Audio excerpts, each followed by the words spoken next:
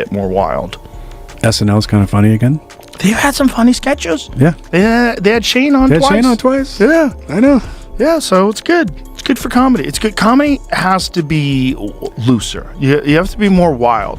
Doesn't mean you're cruel. It doesn't mean you're evil. It's just comedy. Just like movies where people get shot, that's not evil either.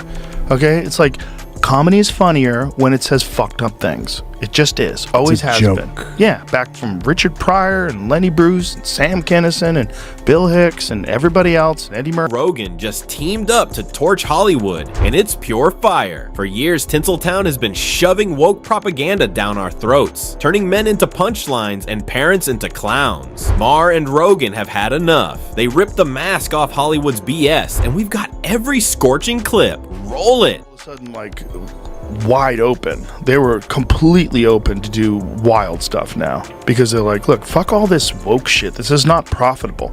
Not only is it not profitable, like we're actually killing the business.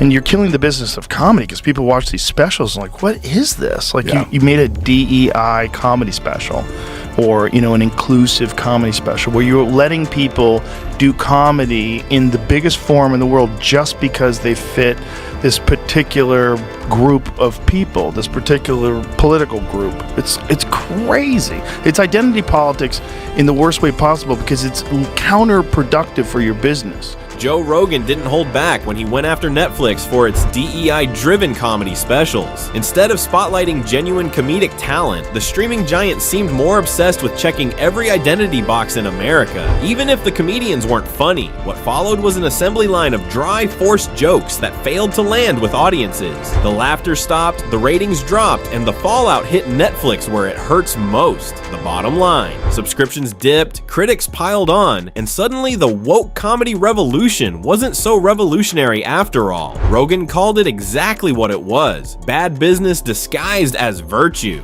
To provide entertainment. And in some of your more successful businesses are the movies and shows. They're wild shows. Yeah. Like crazy shit happens in these shows. But not with comedy. With comedy, we have to gatekeep. We have to keep it.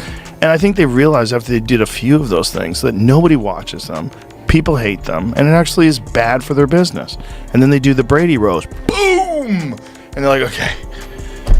And when I did my special, they had no limitations on me. They didn't say anything. And they have before? And it was live. But no, because it was live. They're like, we're not telling you what to say. It's live. Just go ahead.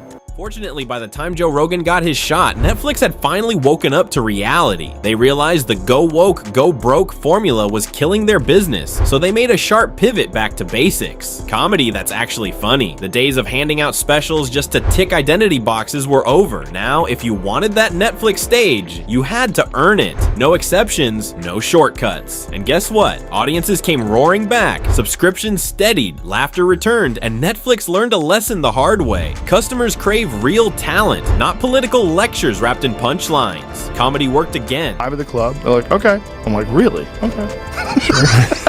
They're letting it go. Now, Tony has a special that's coming out on Netflix. They're doing Kill Tony is on Netflix now. Really? He's doing more roasts on Netflix. Yeah. It's great. Netflix may have saved itself by ditching the woke playbook, but Hollywood is still drowning in it. The industry can't resist rewriting beloved classics and fairy tales, twisting them into heavy-handed modern narratives that nobody asked for. Iconic characters get reimagined, timeless plots get butchered, and the end result is a lecture disguised as entertainment. Audiences aren't buying it, and the box office numbers prove it. While Netflix thrives by giving people what they actually want, talent and storytelling, Hollywood keeps doubling down on content that resonates with no one. It's cultural self-sabotage dressed up as progress. So the competition with YouTube, because so many people like Shane put his special out on YouTube, Ari put Jew on YouTube. So many people are putting these wild specials on YouTube and they're getting massive numbers. Yeah. Massive numbers. And so I think they're just like, look, we're in the fucking business. Like, what are we doing? This is obviously like super popular and people love it. And it's also really good. This is really good comedy. Like, what are we doing?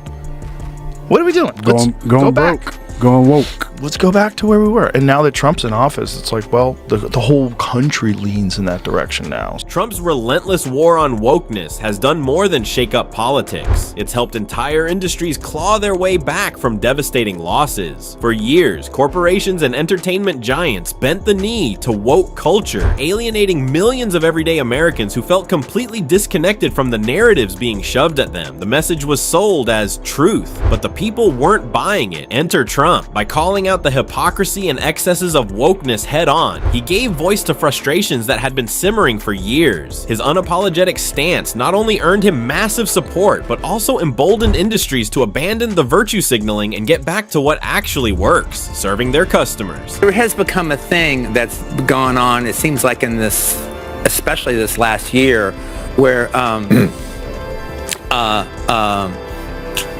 what's the word I'm looking at? Ideology is more important than art. Way more, certainly to the awards. Yeah. And it's just, it's like, ideology Right. trumps art. And that's Ideology trumps individual terrible. effort. Ideology trumps good.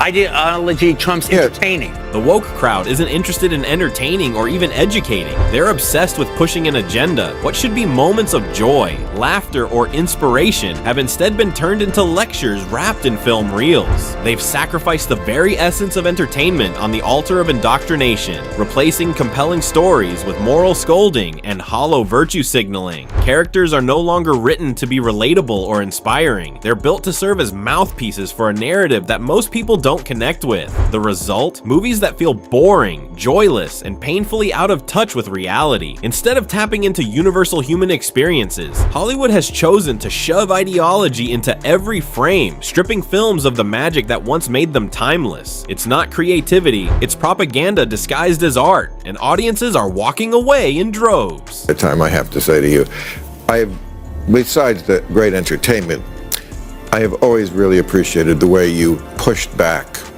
when anyone tried to stifle you, shut you up, shame you, bully you. They tried it with the last one, with Once Upon a Time in the Hollywood, some bullshit about Margot Robbie doesn't have enough lines. And you do what I wish other people would do. Instead of apologizing like a little pussy, you say, I don't agree with your assessment. Bill Maher believes more filmmakers should take a page out of Quentin Tarantino's playbook and refuse to bow to the woke mob. In his view, directors owe it to their art and their audiences to protect creative freedom, even when it ruffles feathers. Sadly, not everyone has Tarantino's backbone. Too often, we see talented directors groveling, issuing endless apologies, and even cutting powerful scenes from their films just to appease critics who were never going to be satisfied in the first place. For Maher, that surrender doesn't just weaken the film, it weakens the entire art of storytelling itself. You to get more wild. SNL's kind of funny again. They had some funny sketches. Yeah. They had Shane on They had twice. Shane on twice. Yeah. I know. Yeah, so it's good. It's good for comedy. It's good. Comedy has to be looser. You have to be more wild. Doesn't mean you're cruel. It doesn't mean you're evil. It's just comedy. Just like movies where people get shot, that's not evil either. Okay? It's like comedy is funnier when it says fucked up things. It just is. Always has joke. been. Yeah, back from Richard Pryor and Lenny Bruce and Sam Kinison and Bill Hicks and everybody else and Eddie Murphy. It's always been the wildest shit is what's funny. Once again, Joe Rogan hits the nail squarely on the head. Comedy has always thrived on its ability to stretch boundaries, to poke at taboos, and to say out loud what everyone else is whispering or too afraid to admit. That's what makes it powerful. It pushes society to think differently while making us laugh at the absurdity of it all. The moment you start policing what comedians can and cannot say, you strip away the very essence of the art form. Instead of raw, fearless creativity, you're left with watered-down punchlines designed to appease fragile sensibilities. Great comedy has never come from playing it safe. It comes from daring to offend, to provoke, to spark conversation. By stifling comedians, you don't just censor jokes, you silence cultural commentary and rob audiences of the catharsis that only unfiltered laughter can provide. Rogan is right. Let comedians be comedians. Yeah, exactly. King's Comedy, Blue Collar Tour, Dave Chappelle. It's like, it's all the wild shit is the funniest shit. Period. That's what people want to see. That's what people want to see. They know what it is. It's a fucking art form. It's called shit talking. Yeah. That's what it is. Put your offense to the side. Yeah, just go have a good time. They don't mean it. Like, have you seen Brian Holtzman yet? No. Oh my God, you gotta see Brian Holtzman. He's a Los Angeles legend that we got to come out to Austin. And he was like the guy that would go on late at night. And he's so wild that Mitzi Shore wouldn't put him on stage for 2 weeks after 9/11. Really? She's like, no, don't let him go up. And we were dying.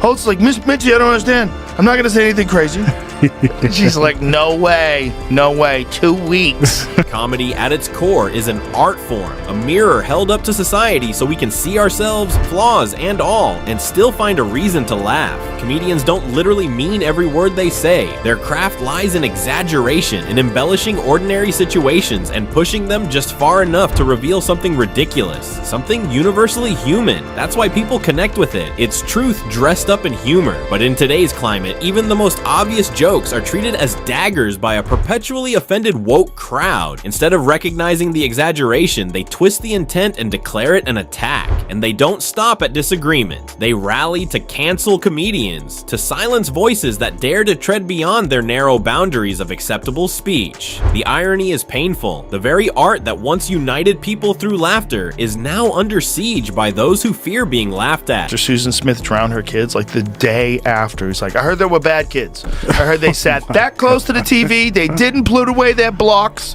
They were always spilling their fucking milk. Those kids would not be missed. Like, it's a crazy character. You meet him in real life. He's the nicest guy on earth. But he's so funny. He's so ridiculous. I don't want to tell you what he's talking about now. I don't want to give it away, but comics just line up to watch this guy. Like, when he's on stage, we all get onto the balcony. Like, Holtzman. Has he been in the mothership? Oh, yeah, he headlines there all the time. Nice. He's there all the time. He wasn't having an audience in LA because they were putting him late at night. And here we're like, throw him up at 10 o'clock. Let him headline. Yeah. Give him 40 minutes, man. Let him go off. During President Biden's administration, several comedians found themselves canceled or sidelined after being perceived as having said something offensive. One notable case was Amber Ruffin, who lost her role hosting the White House Correspondents' Dinner after making sharp political remarks that some viewed as too one-sided. Another case involved Michael Rappaport, who claimed that some of his shows were canceled because of his outspoken support for Israel, saying venues pulled out after backlash. These examples highlight a troubling trend: comedians facing real consequences not just for edgy jokes, but for opinions expressed outside the stage. Comedy has always thrived on boldness and the freedom to say what others are afraid to, but now the culture of cancellation has created an environment where performers risk losing careers over words, perspectives, or stances that ruffle the wrong feathers. In this climate, free expression through comedy feels more fragile than ever. Movies haven't caught up though. No, but have you seen... I'm not saying we got to go make Tropic Thunder multiple times. Have you seen Segura's new Netflix series? No. Oh my God. Is it? It's so crazy. Yeah. It's so crazy. It's What is called it? Bad Thoughts. Okay. It's these short sketches, these short films, essentially. They're all like short, like 5-10 minute films. Yeah. And there's just a bunch of them, and they're fucking ridiculous, like so outrageous and so crazy that you're watching like, no, oh my God, what the fuck, dude? Is it just really him wild. or is Bert with him? A bunch of people. No, Bert is not in it, and Bert actually made a video congratulating Tom and saying, I don't know why I wasn't on it. Did you think about me having me on it? Unfortunately, the movie industry hasn't caught on to what audiences really want. Comedy films still manage to deliver laughs here and there, but beyond that, Hollywood has been consumed by a wave of wokeness that is draining the magic out of beloved classics. Just look at the upcoming Snow White remake, stripped of its timeless charm and reshaped into a political statement that nobody asked for, or the new take on Superman, which seems more focused on virtue signaling than on delivering the awe, strength, and heroism that made the character iconic in the first place. These aren't fresh reinterpretations, they're ideological rewrites, turning once celebrated stories into watered-down lectures. Instead of entertaining, they alienate fans who grew up loving these tales for what they were. Hollywood seems to have forgotten the golden rule. Audiences go to the movies for escapism, not indoctrination, and that's why so many are tuning out. I was answering to Tom Rothman, the head of Columbia Pictures. And so it wasn't a committee, it was him. So we had an issue, we talked about it and whatever. And, but I want to be a good partner, so I'm listening to him, but I'm not going to, stab my movie in the balls. Was there some stuff in that movie that he thought was not appropriate or not too dangerous? More like he would wince at stuff. He goes, Quentin, they're going to go after you for this. Well, that's okay. I can handle it. I'm trying to help you, man.